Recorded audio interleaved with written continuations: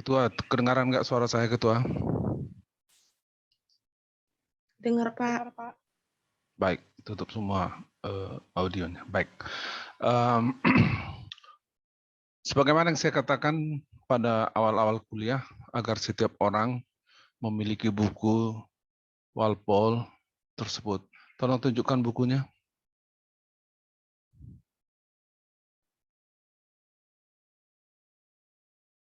Gita, oke.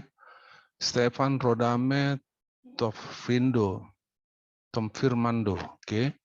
Mbak Mengasih Beriman, Rosari Ade, kita semua buka videonya dulu, tunjukkan bukunya di video ya.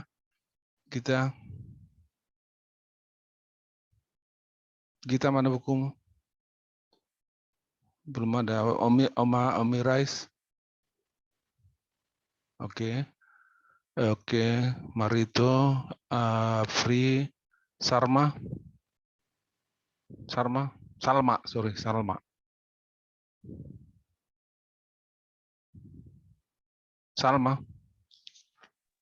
Ya, Pak. Mana bukumu? Tania. Di jalan, Pak. Jalan kaki dia.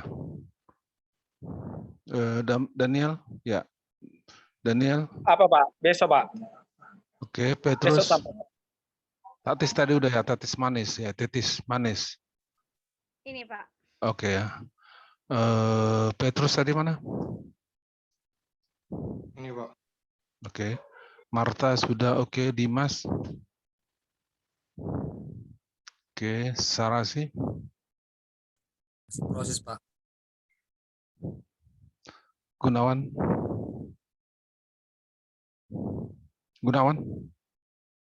Saya, Pak. Mana bukumu? Masih pengen, Pak. Johannes, Natalia. Oke. Natalia. Eva. Oke. Boboi. Ini, Pak. Oke. Marta. Oke. Dimas. Dimas Pirin.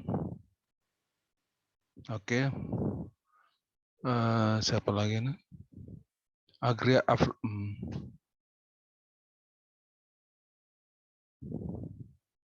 Oke, baik. Ada beberapa yang belum punya. Sekarang begini. Minggu depan saya akan cek, dan minggu depan yang tidak hadir, saya anggap tidak punya buku, dan yang tidak punya bisa menunjukkan minggu depan bukunya, saya anggap tidak punya buku.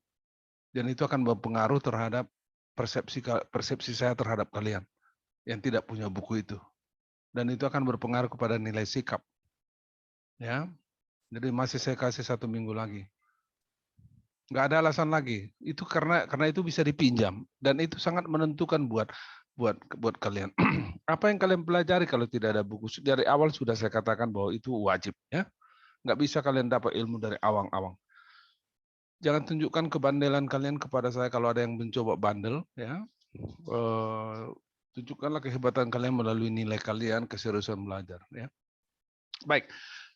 Kita hari ini hanya sekali kuliahnya karena ada sesuatu hal, ya, sampai berakhir ini nanti. Saya tidak akan absensi kali ini karena daftarnya masih berubah terus. Daftar peserta dari AGB masih berubah terus. Tapi mulai minggu depan saya akan absensi sesuai dengan strategi saya mengabsensi. Bukan ketua yang mengabsensi, ya.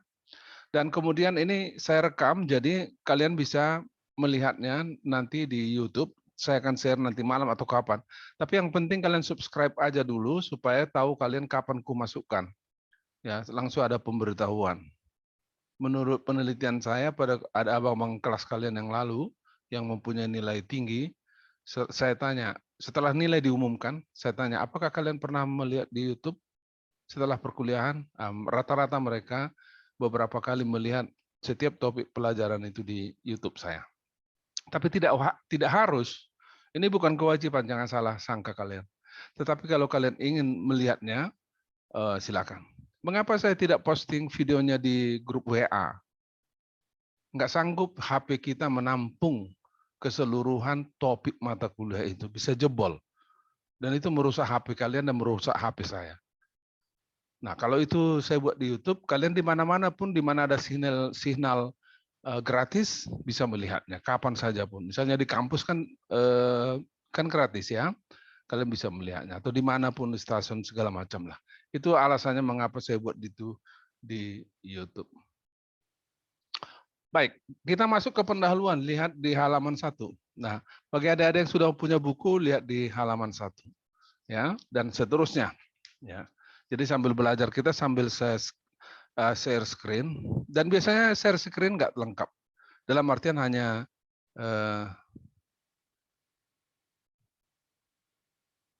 hanya inti-intinya saja. Saya ingin tanya ketua kita, siapa ketua kita ini? Siapa? Ketua grup WA. Kelihatan nggak ya? Kelihatan, Pak. Kelihatan, Pak. Terbaca dengan jelas nggak? Terbaca dengan jelas? Terbaca, Pak. Terbaca, Pak. Baik. Baik, silakan tutup audio kalian. Sekali lagi kita akan cepat ya, kita akan cepat karena sekali aja kita hari ini karena ada gangguan, ada sedikit yang harus saya lakukan. Tapi target kita selalu harus ada 2 kali setiap perkuliahan. Baik. Statistika itu merupakan penyajian dan penafsiran kejadian yang bersifat peluang. Penyajian, penafsiran. Dari apa? Kejadian. Kejadian apa? Yang bersifat peluang.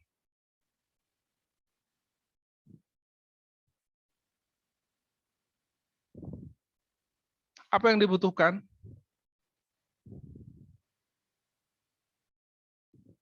Data. Apa kejadian itu? Terekam dalam data.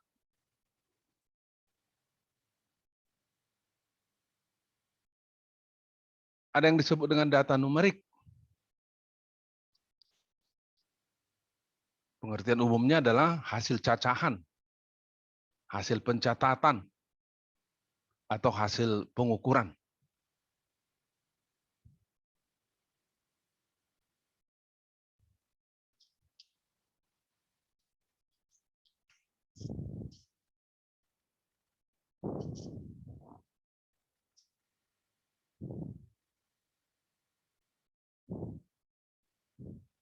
Nah, ini 08 masih ada yang antri, lain kali 05 batasnya ya. Saya izinkan dulu sekali ini. 08. Setelah itu enggak lagi. Batas kita hanya 05, enggak ada alasan yang lainnya. Baik. Sebab saya jadi terganggu. Kuliah kita jadi terganggu. Jadi kita hormati kalian-kalian yang disiplin di awalnya. Jangan sampai yang terlambat itu mengganggu konsentrasi. Data kategorik. Artinya apa? Data yang diklasifikasikan menurut kriteria tertentu.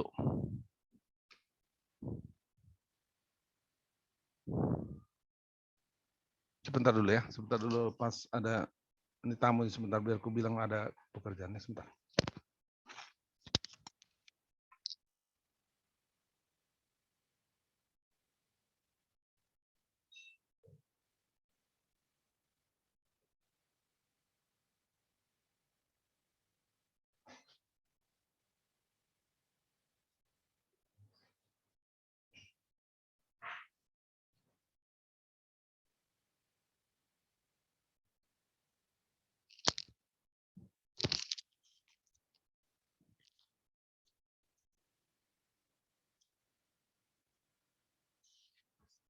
Jadi dikategorikan dia, diklasifikasikan dia menurut kriteria tertentu. Barangkali bisa saya dahulu dengan contohnya. Misalnya berdasarkan jenis kelamin, laki-laki, perempuan. Berdasarkan umur, tua, muda. Kemudian pengamatan. Yang kita maksud di sini pengamatan, setiap informasi yang tercatat.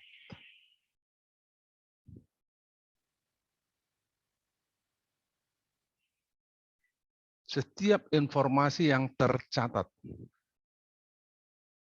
Kalau tidak tercatat, pengamatan kayak itu tidak.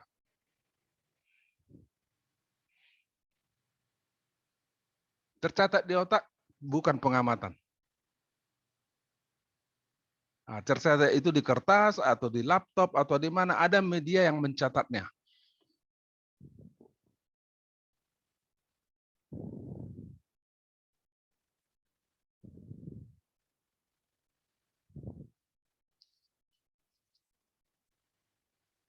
Kalau kita katakan tadi adalah statistika penyajian dan penafsiran kejadian yang bersifat peluang, kita bisa golong-golongkan statistika kayak itu lagi. Tapi kita coba definisikan dulu, apa yang dimaksud dengan metode statistik? Metode statistik adalah prosedur-prosedur yang digunakan dalam pengumpulan, penyajian, analisis, dan penafsiran data. Tadi kita katakan statistika itu merupakan penyajian dan penafsiran kejadian yang bersifat peluang. Dan kita sudah definisikan juga bahwa pengamatan itu harus tercatat. Jadi metode statistik ada prosedur-prosedur yang digunakan dalam pengumpulan data, bagaimana menyajikannya, menganalisisnya, dan menafsirkan data.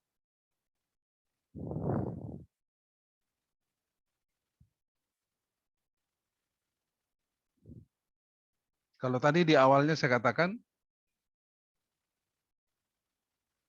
kita katakanlah deskripsi dulu, laki-laki perempuan, bagaimana data itu diperoleh sehingga dapat data, wah sekian orang perempuan, sekarang orang laki-laki. Bagaimana itu dikumpulkan? Nah, bagaimana itu disajikan? Apakah histogram dan segala macam? Dan bagaimana itu dianalisis? Dan terakhir adalah bagaimana itu ditafsirkan?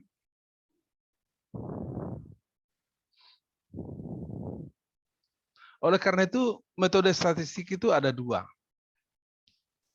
pengelompokan. Ada yang disebut dengan statistik deskriptif.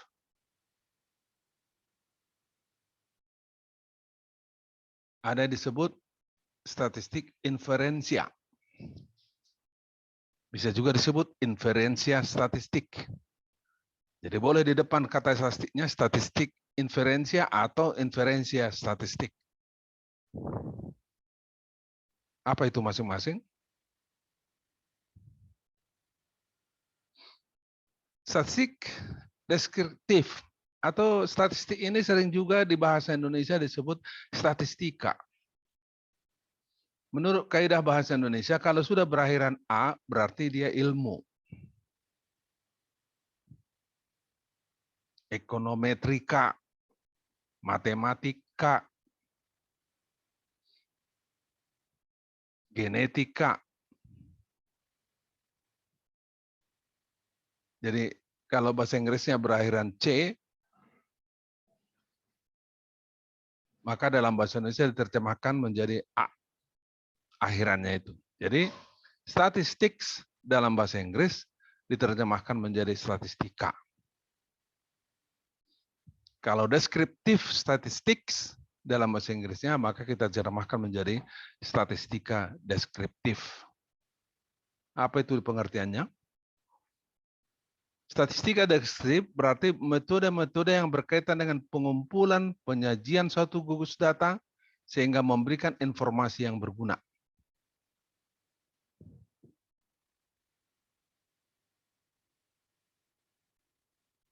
Kalau kita terjemahkan kata deskriptif ke dalam bahasa Indonesia, sering ini diterjemahkan sebagai penggambaran. Penggambaran. Mendeskripsikan berarti menjelaskan, menggambarkan. Tapi kalau kita katakan menggambarkan, seolah-olah membuat gambar kan gitu ya. Oleh karena itu, kadang-kadang definisi ini harus kita ingat berdasarkan definisi standar ini, bahwa itu berkaitan dengan pengumpulan dan pengumpulan data, kemudian pengajiannya, penyajiannya, dan data itu adalah sebuah gugus. Artinya data tidak satu, atau banyak. sebuah gugus dia. Dan terutama adalah memberikan informasi yang berguna. Jadi kalau kita sudah gambarkan, jelaskan gugus data itu, dia harus memberikan informasi yang berguna.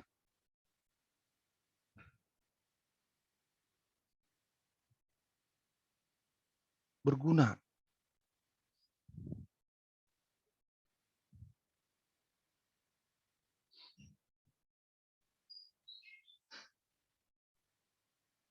Nah, apa yang disampaikan kita gambarkan tadi pada statistika deskriptif itu?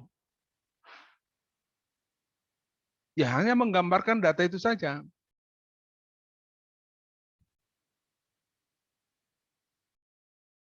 Hanya menggambarkan data itu saja. Hanya menjelaskan data itu saja.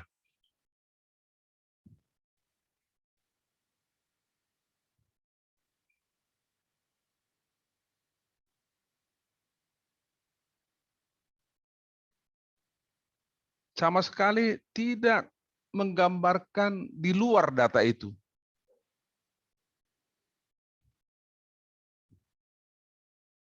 Nah, contohnya mahasiswa AGB ada 50 orang mengikuti mata kuliah statistik.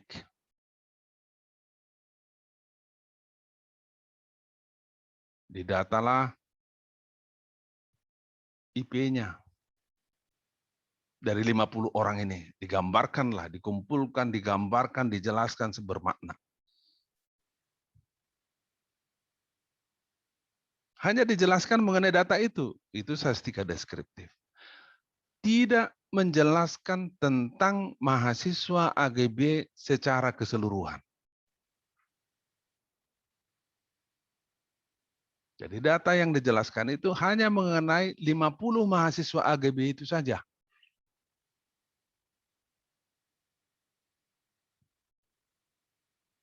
Nah, berikutnya nanti mengenai statistika inferensial lebih jelas lagi ya.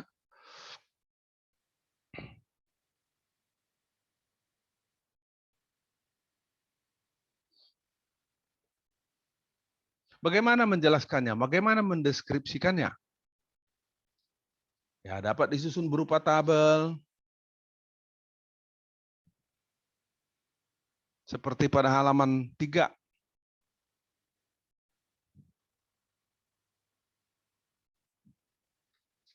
Ya, bisa disusun berbentuk diagram.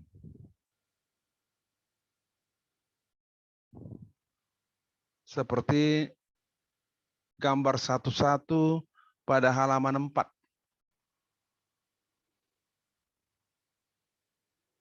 Ini lebih tepatnya disebut sebenarnya histogram, ya, histogram. Tapi bolehlah disebut juga diagram, ya. Bisa juga digambarkan dengan grafik. Anda tahu grafik ya? Bisa juga digambarkan dengan cara yang lain, seperti diagram kue pada gambar 1-2 itu. Ini disebut diagram kue. Kalau gambar 1-1 tadi diagram juga, tapi histogram namanya, histogram.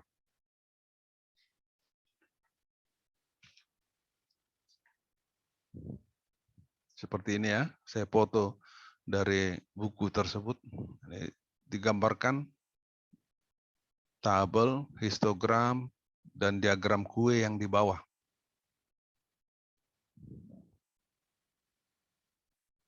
Nah, itulah statistika deskriptif. Sekali lagi, data yang disajikan itu dijelaskan, digambarkan hanya untuk data itu saja. Tidak menjelaskan di luar data itu.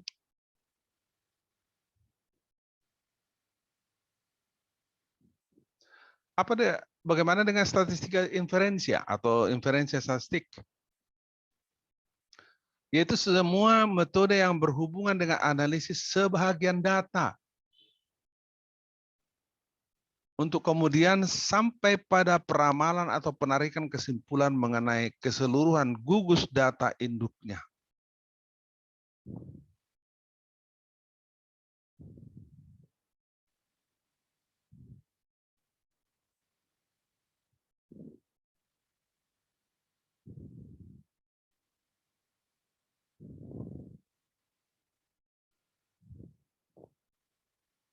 Jadi data yang kita miliki ini adalah bagian dari data yang lebih luas.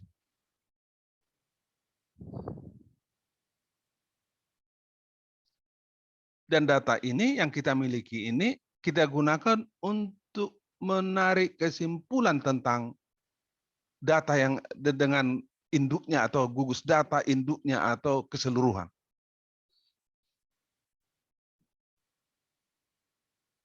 Kalau tadi kita katakan bagaimana gambaran pada statistika deskriptif mahasiswa AGB 50 orang itu yang mengambil mata kuliah statistika. Ketika kita membahas hanya 50 itu deskriptif. Tapi kalau kita anggap ini adalah mewakili bahagian dari keseluruhan mahasiswa AGB, yang jumlah mahasiswa AGB ada 500 misalnya. Berarti yang 50 ini adalah bahagian dari yang 500 itu. Nah, kita ingin dari 50 ini, oh begini rupanya gambaran 500 mahasiswa AGB yang mengambil mata kuliah statistika. Rata-ratanya, kebanyakan diantaranya adalah C, tidak ada yang tidak lulus, 10% diantaranya adalah A. Jadi data yang kita miliki adalah bahagian dari populasi mahasiswa AGB yang 500. Dari 50 ini kita coba tarik kesimpulan mengenai keseluruhan mahasiswa AGB.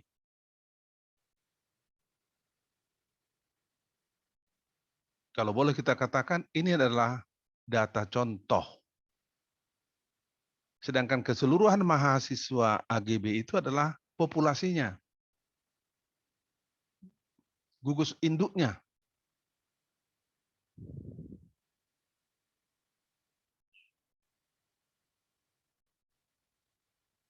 Dalam buku juga dijelaskan contoh yang membedakan statistika deskriptif dengan statistika inferensia.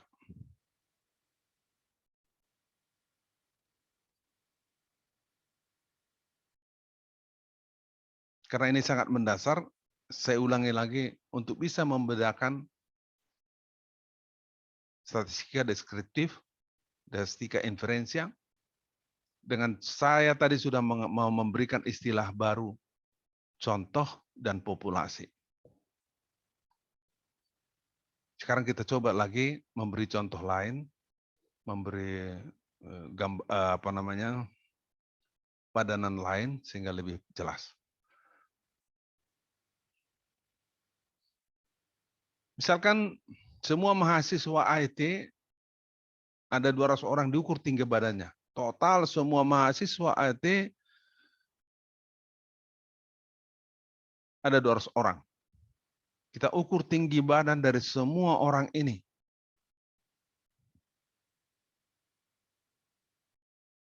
Berarti kan data tinggi tanaman ada 200. Karena berasal dari 200 orang. Dan itu berasal dari semua.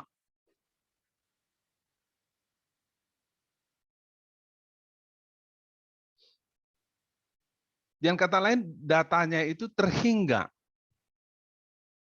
Semuanya sudah diambil. Datanya itu terhingga banyaknya. Semua mahasiswa IT yang 200 orang itu sudah diukur tinggi badannya. Kalau ada tadi istilah data terhingga, kita coba masukkan istilah lain, data tak terhingga. Atau sering disebut data tak hingga.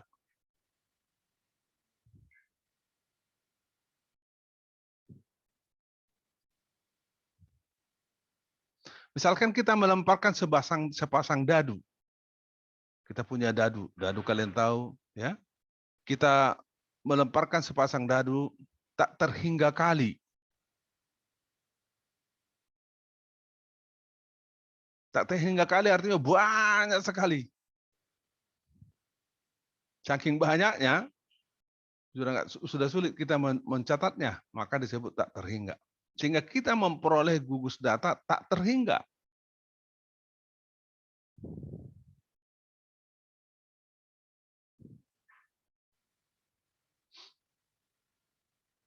Nah, kita definisikan dulu. Dengan demikian kita sudah bisa mendefinisikan apa yang dimaksud dengan populasi dan contoh.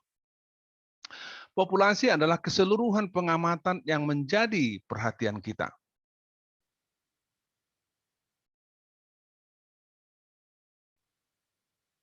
Ini sudah diingatkan, sudah mau habis, ya, sudah mau habis. Saya buka dulu seluruh filenya supaya nanti kalau kalian lihat bisa kalian.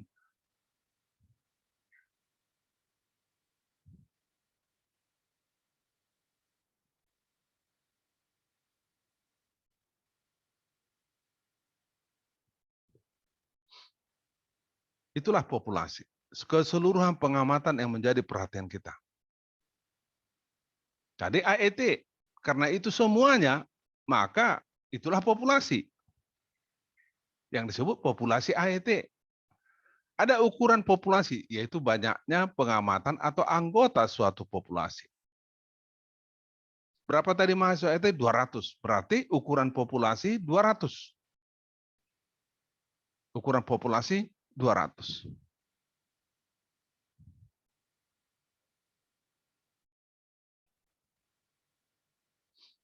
Nah, dalam statistika inferensia, yang sering kita lakukan, yang kita lakukan adalah kita ingin memperoleh kesimpulan tentang populasi.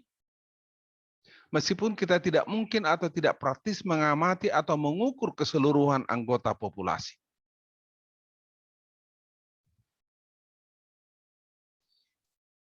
Kalau tadi contohnya tadi sudah saya katakan, itu yang kita ukur itu populasi. Masuk AGB tadi yang menjelaskan bisa kita jadikan itu populasi, bisa kita jadikan itu contoh kalau kondisinya berbeda. Untuk AET tadi karena keseluruhan kita ukur, maka itu adalah populasi. Tapi kalau seluruh kegiatan kita ukur populasinya, kita ukur data dari populasinya, sepertinya kadang tidak mungkin tidak efisien. Oleh karena itu kita ambil sebahagian dari anggota populasi itu sebagai sumber data yang kemudian kita gunakan untuk menggambarkan keseluruhannya. Itu tadi AGB yang 50 orang menggambarkan keseluruhan mahasiswa AGB yang 500 orang. Contoh lain.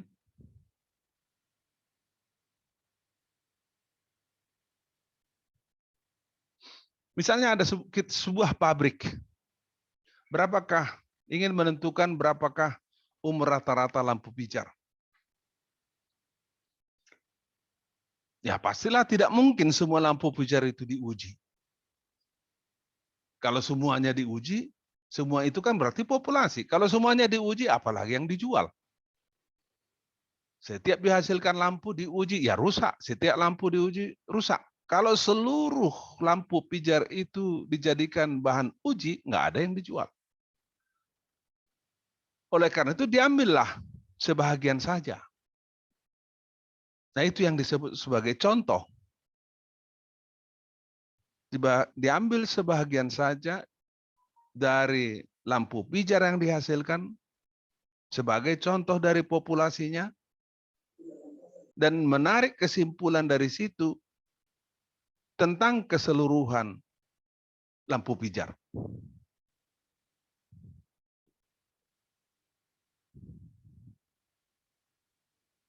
Nah, cuman tentu ada aturan mainnya berapa lampu pijar yang harus diambil dan seterusnya.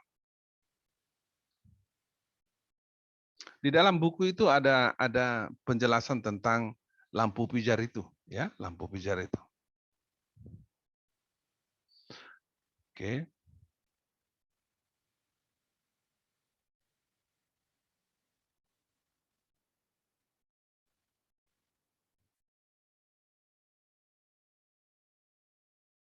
Jadi dari populasi kita bisa ambil sejumlah tertentu anggota dari populasi itu sebagai contoh. Nah, kalau contoh itu diambil secara acak, artinya tidak dengan sengaja dipilih, itu yang disebut dengan contoh acak. Tidak secara sengaja si A diambil sebagai contoh dari AGB. Ada prosedur, dia terpilih secara acak kebetulan. Tidak dengan sengaja. Misalnya kalau tujuannya adalah bagaimanakah tingkat kecantikan mahasiswi AGB, maka secara sengaja peneliti ini memilih mahasiswi yang cantik-cantik semua. Itu tidak boleh. Ya, kalau ada 100 mahasiswinya perempuan, ya dituliskan namanya di dalam 100 surat kertas, ya lalu dimasukkan ke kotak, lalu dicabut satu. Berapa mau diambil? Dari 100 itu katakanlah 10 orang saja gitu. Ya dicabut 10 kertas yang tercatat itu, siapa yang tercatat di situ itulah menjadi sampel, contoh acak sederhana dari 100 orang itu. Diambil 10 saja. Nah, itulah menggambarkan tingkat kecantikan dari 100 orang itu. Diukurlah panjang hidungnya, apakah hidungnya mancung ke dalam atau mancung ke luar. Kira-kira begitu.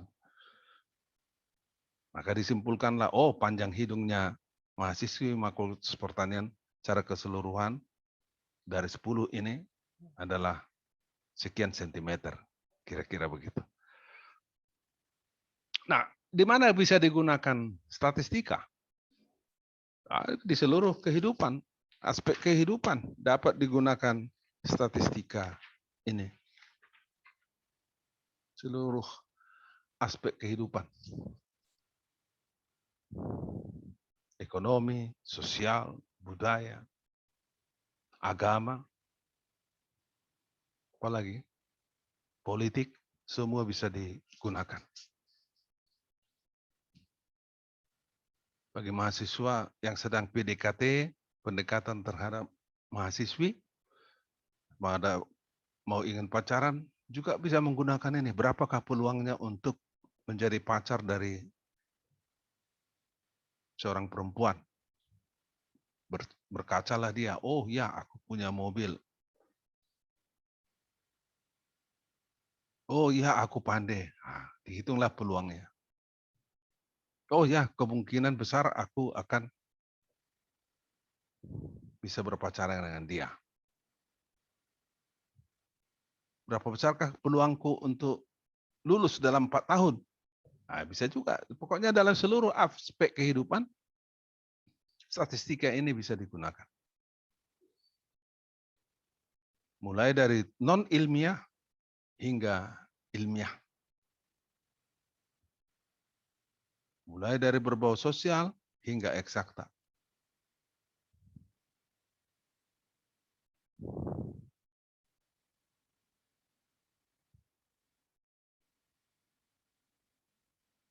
Baiklah, saya kira nanti bisa dilihat lagi ya.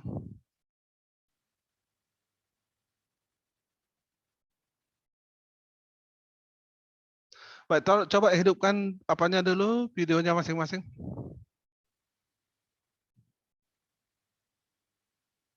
Gunawan Siotang. Boboy. Nah, saya sudah katakan pada kuliah pertama itu, khusus untuk saya itu ya, NPM kalian di depan, sehingga mudah saya melihatnya. Mungkin dosen yang lain meminta kalian nama di depan ya. Kalau aku NPM lah, karena kalian ada 50 orang ini lebih, supaya mudah saya mencek absensi ya. Ngerti maksudnya?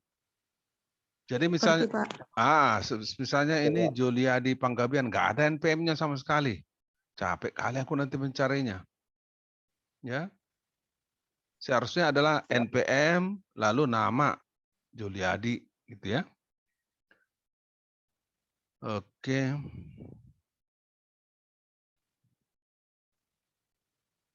Jessica, mana ini Jessica? Jessica Claudia. Martin Aldi.